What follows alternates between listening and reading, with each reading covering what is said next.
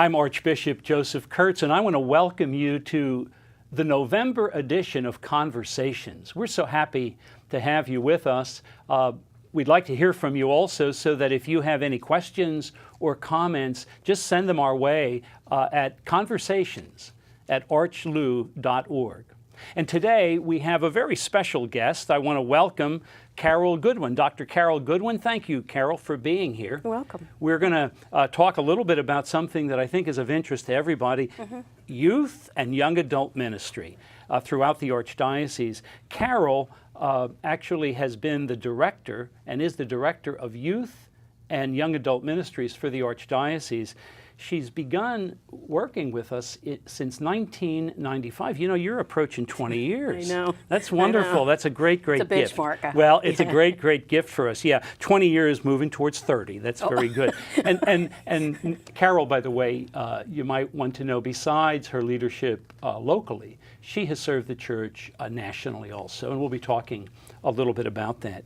Carole, you and I had our first a little go-together where we talked to the young adult Catholics. I think they call themselves Louisville Young Catholics, right. LYC. It was for a Mass, a dialogue, and some hamburgers and hot dogs. Tell us a little bit about how this came about and its purpose. Louisville Young Catholics, some young adults approached me in 2007, and they're young professionals, mostly in the Louisville area, and they were kind of tired of their non-Catholic friends continually inviting them to young adult activities at their churches. So they approached us and said, is there something we can do? So we talked about it, and they preferred, rather than trying to do small groups in different parishes at that point, to try to have a neutral spot, neutral activities where they could draw young adult Catholics from all over Louisville. So the beauty of it is that we endorsed them, supported them, and they took over ownership and leadership. Well, that's church at its best, isn't it? Yes. And especially with your guidance to help continue to form people within the heart of the church, within the heart of Christ. Right, and I still meet with the leadership team about every 2 years shifts, but I still meet with them about 4 times a year and help them do planning. And they started off with a once-a-month speaker night, and then they've expanded to an additional once-a-month prayer, adoration, and then they go out to dinner together, and then they've done some social things also. That's great. You know, so many people have already just recently given generously to the Catholic Services Appeal, and it strikes me, here's Catholic Services Appeal at work, the work that you do in supporting things, and many may forget that these offerings and these ministries and touching the lives and hearts of people doesn't just happen at once. At our gathering last month, we had, it was or was that the end of September, End actually? of September. Of course, I loved having Mass at St. Francis of Assisi on Bardstown Road. And then before we got to share some hamburgers and hot dogs, we had that dialogue. Right. And I think this is the second, or maybe it's even the third year to have that, and there are even more people this year at it. Tell us a little bit of some of the things that were talked about, and I can add some things also.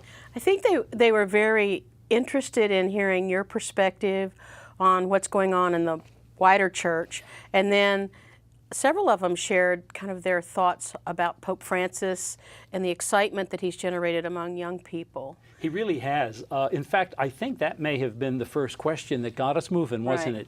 And they seemed to, my recollection is some of the people talking were very attracted to his message of mercy in reaching out, in a sense, to heal wounds and to warm hearts. And that is, I mean, that's not just the message of Pope Francis. He'd be the first to say, that's the message of Jesus. Church, and what a beautiful way to say that.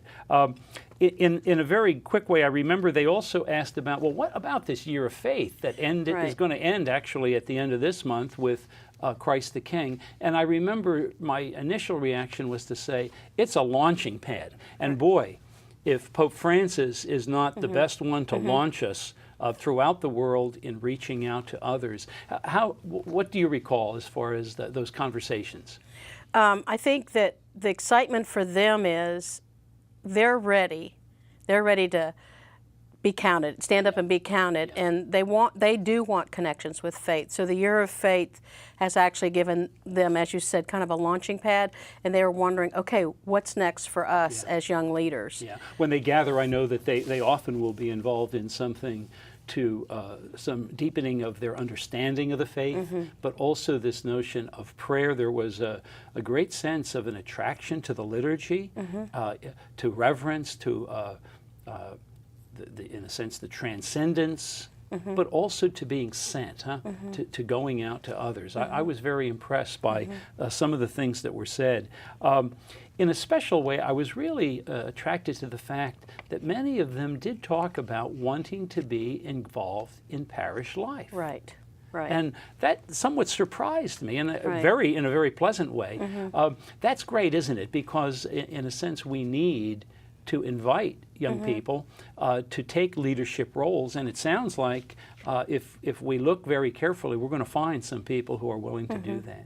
Yeah. There was a neat thing that happened there too, Archbishop. There was a young couple that were pregnant. Oh, yeah, wasn't that? Yes, and so you did one of the blessing of the child in the womb, and it was very, very touching. Oh, it was very moving. I wrote about that in one of my columns, and in fact, mentioned what maybe struck me the most is when the prayers talk about the part that all of us, the faithful, have to play in supporting that couple. I thought, what a moving area. We also want to talk a little bit about the wonderful contribution that Sarah Fellows has made. Say a little bit about that work. Sarah is our consultant for young adult ministry. Her bulk of her time is spent at Catholic Campus Ministry at University of Louisville, but she also is available to go out to parishes to help train young adult leaders for parish ministries, and she's been asked several times to come in and speak about young adults and who they are. She might be available for, as well as you, for parishes that want to invite you in to talk to a group. Right, exactly, right. And she's worked with individual parishes that have tried to start young adult ministry. Kind of one of the mistakes, I think, is people think we have to start a group. Yeah. Like we do with teenagers, but that's not accurate. Young adults are already present in our parishes, and Sarah would be one of the first to say, if you look around even in your life, your lawyers, your doctors, your business accountants, they're all young adults. So be creative. Huh? Right, and so they have That's very skills good. and That's gifts. very freeing, and that might be something that we can promote.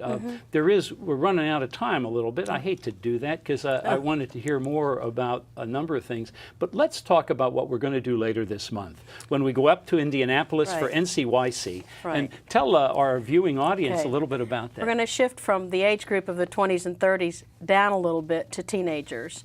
Every other year, the National Federation for Catholic Youth Ministry hosts a National Catholic Youth Conference. So if you hear the letters NCYC from high school teens, that's I consider what they that mean. one word now. I know, I know.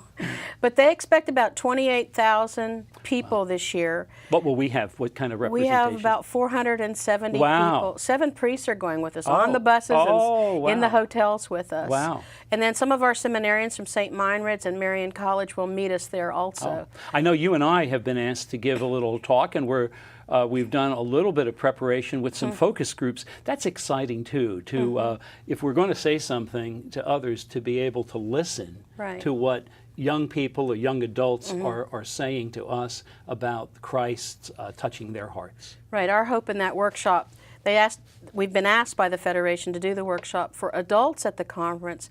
How do they capture the enthusiasm of the teens when they come back home? Excellent. It's an excellent evangelization tool, but folks need to know some how-tos or even to imagine. Well, let me say this. It's going to be a pleasure to work with you on it. Great. And I know we don't quite have our talks finished, but we will by that time. Right. Carole, the time goes by so quickly, but I want to say thank you to you for the work you do with young adults and youth ministry, and supporting, most of all, the young adult ministers throughout the Archdiocese and youth ministers. Thank you for that. Thank you, Archbishop. And I want to thank all of you, the viewing audience, for being with us. Please stay tuned now, and when we return to our next segment of Conversations.